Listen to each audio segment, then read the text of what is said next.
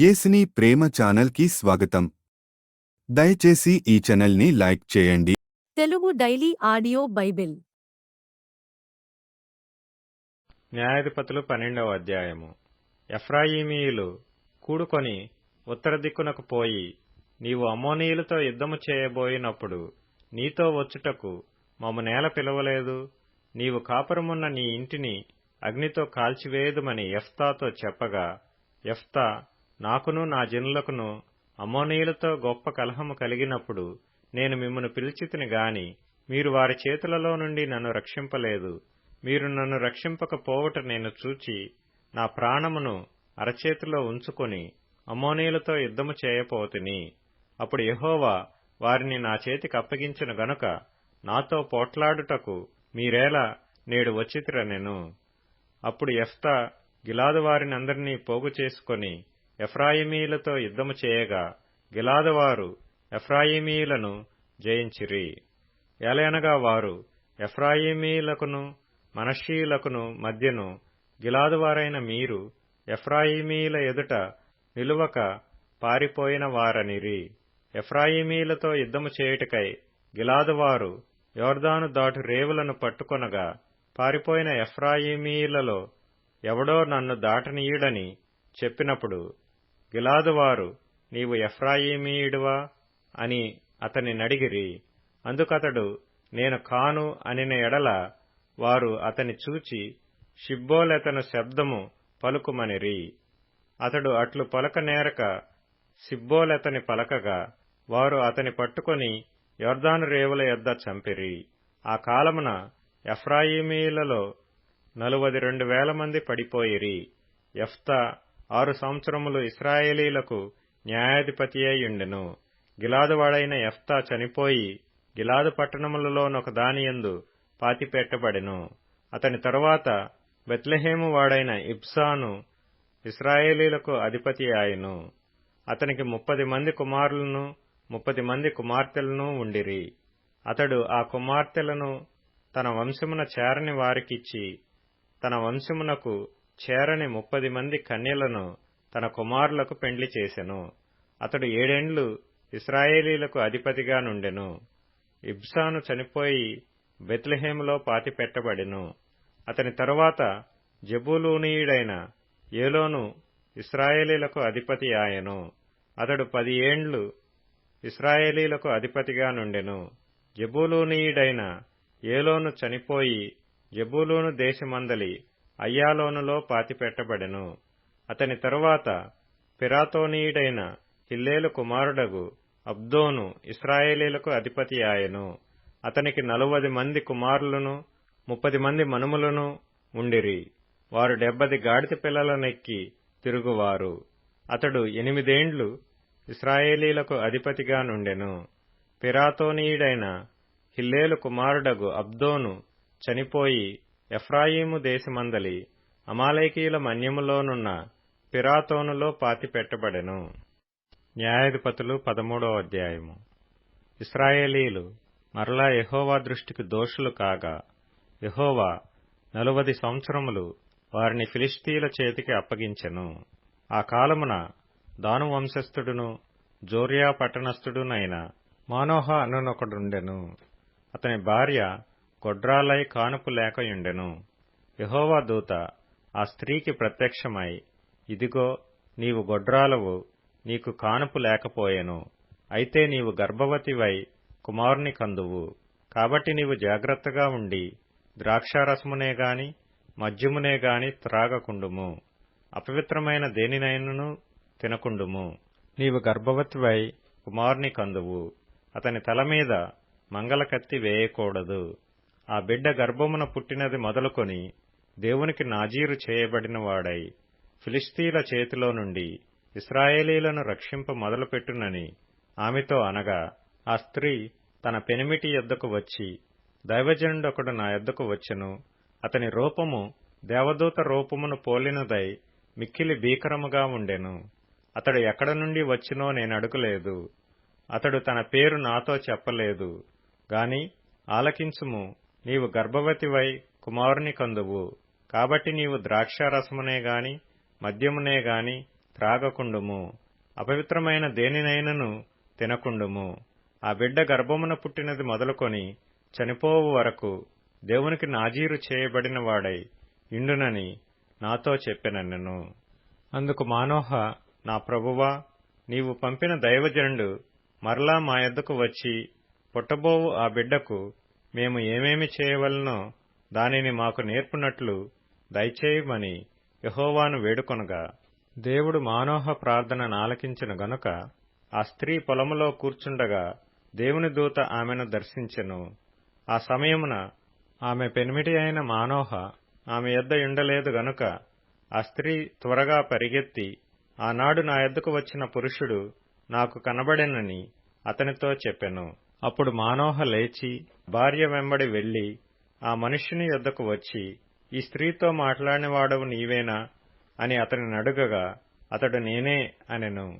అందుకు మనోహ, కావున నీ మాట నెరవేరునప్పుడు ఆ బిడ్డ ఎట్టివాడగునో అతడు చేయవలసిన కార్యమేమిటో తెలుపుమని మనవి చేయగా, యెహోవా దూత, నేను ఆ స్త్రీతో చెప్పినదంతయు ఆమె చేసుకొనవలెను. ఆమె ద్రాక్షవల్లి నుండి పుట్టినదేదియూ తినకూడదు. ఆమె ద్రాక్షరసమునైనను మద్యమునైనను త్రాగకూడదు. అపవిత్రమైన దేనినైనను తినకూడదు. నేను ఆమెకాజ్ఞాపించినదంతయు ఆమె చేకొనవలెనని మనోహతో చెప్పెను. అప్పుడు మనోహ, మేము ఒక మేకపిల్లను సిద్ధపరచి నీ సన్నిధిని ఉంచు వరకు నీవు ఆగుమని మనవి చేసుకొనుచున్నామని యెహోవా దూతతో చెప్పగా, యెహోవా దూత, నీవు నన్ను నిలిపినను నీ భోజనము నేను తినను. నీవు దహనబలి అర్పించనుద్దేశించిన ఎడల యెహోవాకు దానిని అర్పింపవలెనని మనోహతో చెప్పెను. అతడు యెహోవా దూత అని మనోహకు తెలియలేదు. మనోహ, నీ మాటలు నెరవేరిన తరువాత మేము నిన్ను సన్మానించున్నట్లు నీ పేరేమని యెహోవా దూతను అడగగా, యెహోవా దూత, నీవేళ నా పేరు అడుగుచున్నావు, అది చెప్పశక్యము కానిదనెను. అంతటా మనోహ నైవేద్యముగా ఒక మేకపిల్లను తీసుకొని ఒక రాతి మీద యెహోవాకు అర్పించెను. మనోహయు అతని భార్యయు చూచుచుండగా ఆ దూత ఒక ఆశ్చర్యకార్యము చేసెను. ఎట్లనగా, జ్వాలలు బలిపీఠము మీద నుండి ఆకాశమునకు లేచుచుండగా యెహోవా దూత బలిపీఠము మీదనున్న ఆ జ్వాలలలో పరమునకు ఆరోహణమాయెను. మానోహయు అతని భార్యయు దానిని చూచి నేలకు సాగిలపడిరి. ఆ తరువాత యెహోవా దూత మరలా మానోహకును అతని భార్యకును ఇక ప్రత్యక్షము కాలేదు. ఆయన యెహోవా దూత అని మానోహ తెలుసుకొని, మనము దేవుని చూచితిమి గనుక మనము నిశ్చయముగా చనిపోదుమని తన భార్యతో అనగా, అతని భార్య, యెహోవా మనలను చంపగోరిన ఎడల ఆయన దహనబలిని నైవేద్యమును మన చేత అంగీకరింపడు, ఈ సంగతులన్నిటినీ మనకు చూపింపడు, ఈ కాలమున ఇట్టి సంగతులను మనకు వినిపింపడని అతనితో చెప్పెను. తరువాత ఆ స్త్రీ కుమారుని కని అతనికి సంసోను అని పేరు పెట్టెను. ఆ బాలుడు ఎదిగినప్పుడు యెహోవా అతనిని ఆశీర్వదించెను. మరియు యెహోవా ఆత్మ జొర్యాకును ఎష్టెయోలుకును మధ్యనున్న మహనెదానులో అతని రేపుటకు మొదలుపెట్టెను. న్యాయాధిపతులు 14వ అధ్యాయము. సంసోను తిమ్నాతునకు వెళ్లి తిమ్నాతులో ఫిలిష్తీయుల కుమార్తెలలో ఒకతెను చూచెను. అతడు తిరిగి వచ్చి, తిమ్నాతులో ఫిలిష్తీయుల కుమార్తెలలో ఒకతెను చూచితిని, మీరు ఆమెను నాకిచ్చి పెండ్లి చేయవలనని తన తల్లిదండ్రులతో అనగా, వారు, నీ స్వజనుల కుమార్తెలలోనే కాని నా జనులలోనే గాని స్త్రీ లేదనుకొని సున్నతి పొందని ఫిలిష్తీయులలో నుండి కన్యను తెచ్చుకొనుటకు వెళ్ళుచున్నావా అని అతనినడిగిరి. అందుకు సంసోను, ఆమె నాకిష్టమైనది గనుక ఆమెను నా కొరకు తెప్పించుమని తన తండ్రితో చెప్పెను. అయితే ఫిలిష్తీయులకేమైనా చేయుటకై యెహోవా చేత అతడు రేపబడినన్న మాట అతని తల్లిదండ్రులు తెలుసుకొనలేదు. ఆ కాలమున ఫిలిష్తీయులు ఇశ్రాయేలీయులను ఏలుచుండిరి. అప్పుడు సంసోను తన తల్లిదండ్రులతో కూడా తిమ్నాతునకు పోయి తిమ్నాతు ద్రాక్ష తోటల వరకు వచ్చినప్పుడు కొదమసింహము అతని ఎదుటికి బొబ్బరించుచూ వచ్చెను. యెహోవా ఆత్మ అతనిని ప్రేరేపింపగా అతని చేతిలో ఏమీయూ లేకపోయినను ఒకడు మేకపిల్లను చీల్చున్నట్లు అతడు దానిని చీల్చెను. అతడు తాను చేసినది తన తండ్రితోనైనను తల్లితోనైనను చెప్పలేదు. అతడు అక్కడికి వెళ్లి ఆ స్త్రీతో మాట్లాడినప్పుడు ఆమె యందు సంసోనుకు ఇష్టము కలిగెను. కొంతకాలమైన తరువాత అతడు ఆమెను తీసుకుని వచ్చుటకు తిరిగి వెళ్ళుచుండగా ఆ సింహపు కళేబరమును చూచుటకై ఆ వైపు తిరిగినప్పుడు సింహపు కళేబరములో తేనెటీగల గుంపును తేనెయు కనబడగా అతడు ఆ తేనె చేత నుంచుకొని తినుచూ వెళ్ళుచు తన తల్లిదండ్రుల యొద్దకు వచ్చి వారికి కొంత నీయగా వారునూ తినిరి. అయితే తాను సింహపు కళేబరములో నుండి ఆ తేనెను తీసిన సంగతి వారికి తెలియజేయలేదు. అంతటా అతని తండ్రి ఆ స్త్రీని చూడబోయినప్పుడు సంసోను విందు చేసెను. అచ్చటి పెండ్లి కుమారులు అట్లు చేయుట మర్యాద. వారు అతని చూచినప్పుడు అతని యొద్ద నుండుటకు 30 మంది స్నేహితులను తోడుకొని వచ్చిరి. అప్పుడు సంసోను, మీకిష్టమైన ఎడల నేను మీ ఎదుట ఒక విప్పుడు కథను వేసెదను. మీరు ఈ విందు జరుగు 7 దినములలోగా దాని భావమును నాకు తెలిపిన ఎడల నేను 30 సన్నపు నార బట్టలను 30 దుస్తులను మీకిచ్చెదను. మీరు దాన్ని నాకు తెలపలేకపోయిన ఎడల మీరు 30 సన్నపు నార బట్టలను 30 దుస్తులను నాకియ్యవలెనని వారితో చెప్పగా వారు మేము ఒప్పుకొందుము, నీ విప్పుడు కథను వేయుమని అతనితో చెప్పిరి. కాగా అతడు బలమైన దానిలో నుండి తీపి వచ్చెను, తినుదానిలో నుండి తిండి వచ్చెను అనెను. 3 దినములలోగా వారు ఆ విప్పుడు కథ భావమును చెప్పలేకపోయిరి. 7వ దినమున సంసోను భార్యతో ఇట్లనిరి, నీ పెనిమిటి ఆ విప్పుడు కథ భావమును మాకు తెలుపునట్లు అతని లాలన చేయుము. లేని ఎడల మేము అగ్నివేసి నిన్ను నీ ఇంటివారిని కాల్చివేసెదము.